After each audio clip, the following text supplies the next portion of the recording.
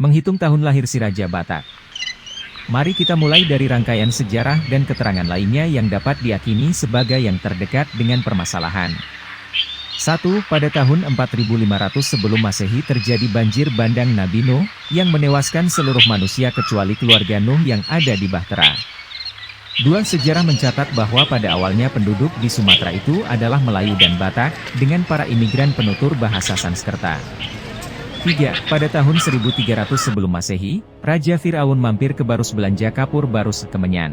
4. Sejarawan bernama Robert von Heinegelder yang melakukan penelitian prasejarah, Prehistoric Research in the Netherlands Indies, yang diutarakan dalam Science and Scientists in the Netherlands Indies, 1945, halaman 147.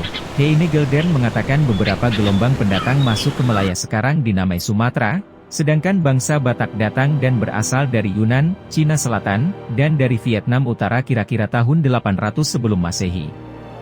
Artinya, ada kesaksian bahwa jauh sebelum Masehi, sudah ada peradaban Batak di Sumatera. 5. Profesor Kern dan von Heinegelderen menyebutkan, peradaban Melayu tua dan Batak di Sumatera sudah ada dari sejak tahun 2000-an sebelum Masehi, yang pada awalnya merupakan imigran dari Asia, yaitu bangsa-bangsa penutur Sanskerta.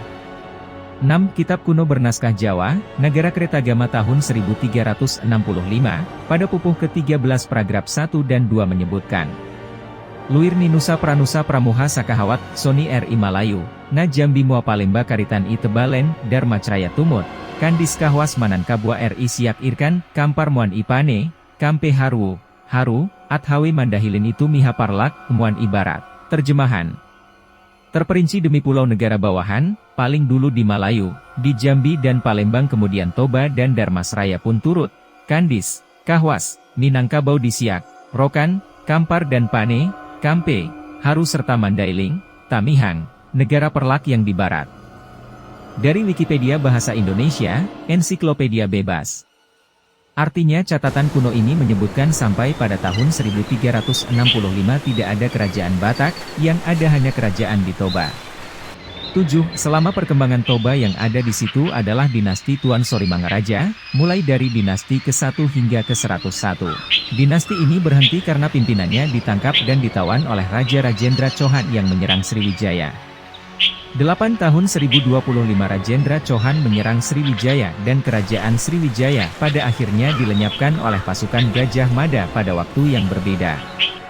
9. Dinasti Sori Mangaraja ke-102 akhirnya dilanjutkan oleh dinasti Raja Uti, dan dinasti ini berakhir hingga generasi ke-7. 10. Untuk generasi ke-8-nya dinasti Raja Uti diserahkan kepada ponakannya bernama Humuntal Sinambela yang dinobatkan menjadi Sisingamangaraja. Kerajaan Sisingamangaraja berakhir tahun 1907, yaitu dinasti Sisingamangaraja ke-12 yang tewas dijebak pasukan Belanda. Sekarang mari kita cermati rangkaian sejarah tersebut dengan membaurkan beberapa pendekatan yang secara keilmuan dapat diterima sekalipun itu dalam bentuk asumsi atau perkiraan. Karena asumsi atau perkiraan itu dapat diakui sepanjang wujud nyata ada seperti legenda yang ada barangnya namun tidak ada catatan buktinya. 1. Pendekatan historis, di mana pada tahun 1025 Raja Rajendra Chohan dari India menyerang kerajaan Sriwijaya untuk kedua kalinya. Dan pada masa ini ditangkap dan ditawan pimpinan dari dinasti Sori Mangaraja generasi ke-101. 2. Pendekatan asumsi, menggunakan keterangan dari Kementerian Kesehatan Republik Indonesia yang menyebutkan rata-rata hidup manusia Indonesia adalah 60 tahun. Dan proses pematangan pola pikir kesarjanaan menjadi berpengalaman setidaknya dibutuhkan waktu 5 tahun. Maka diperkirakan efektifnya seorang pemimpin itu setidaknya setelah berusia 25 tahun. Maka dapat diperkirakan masa atau lama periode satu generasi dinasti atau kerajaan adalah kurang lebih 30 tahun. 3. Pergantian pimpinan dari satu dinasti tidaklah dalam hitung hari. Proses ini membutuhkan waktu yang panjang hingga seseorang dapat ditetapkan menjadi raja yang berwenang.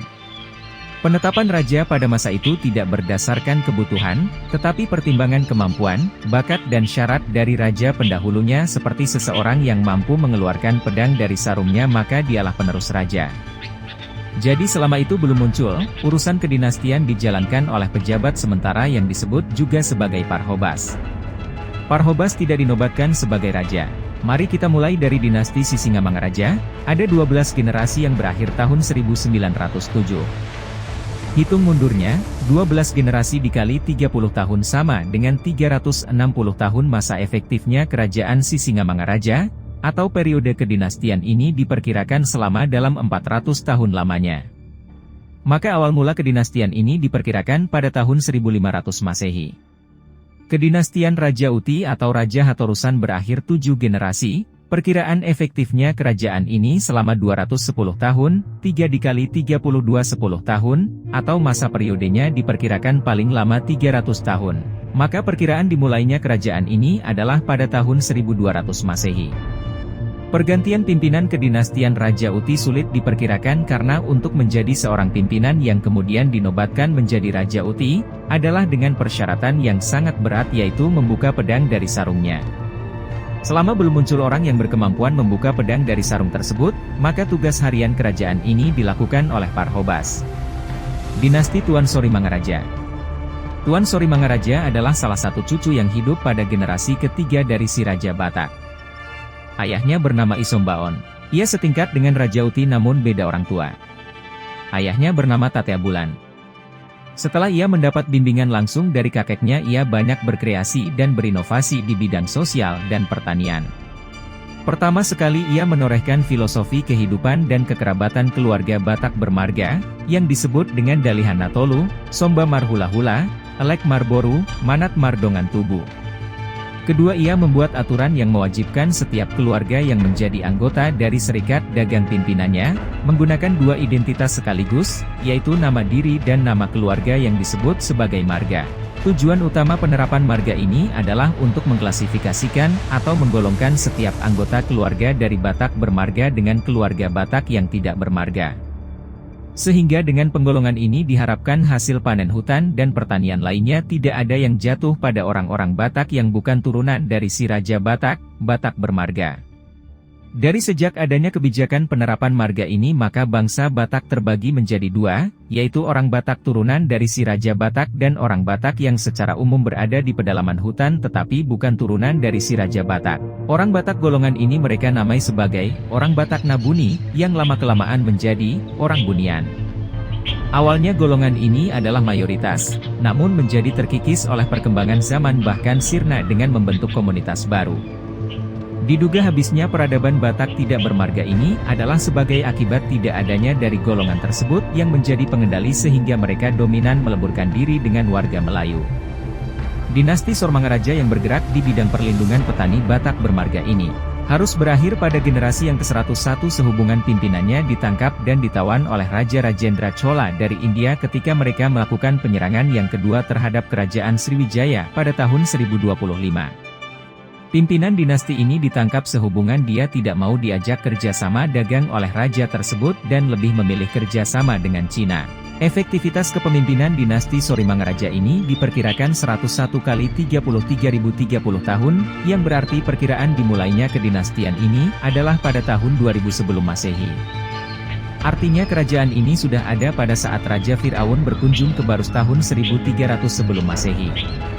Konon, dinasti Sorimangaraja lah yang pertama membangun pelabuhan Barus dan menjadikannya sebagai pusat perdagangan. Perkiraan lahirnya si Raja Batak. Tuan Sorimangaraja adalah generasi ketiga dari si Raja Batak yang hidup di tahun 2000-an sebelum Masehi. Bila diperkirakan bapaknya bernama Raja Isumbaon berusia 150 tahun, maka diperkirakan si Raja Batak sudah hidup pada tahun 2200 hingga tahun 2300 sebelum Masehi. Jadi perkiraan si Raja Batak setidaknya sudah berkehidupan pada tahun 2000-an sebelum Masehi.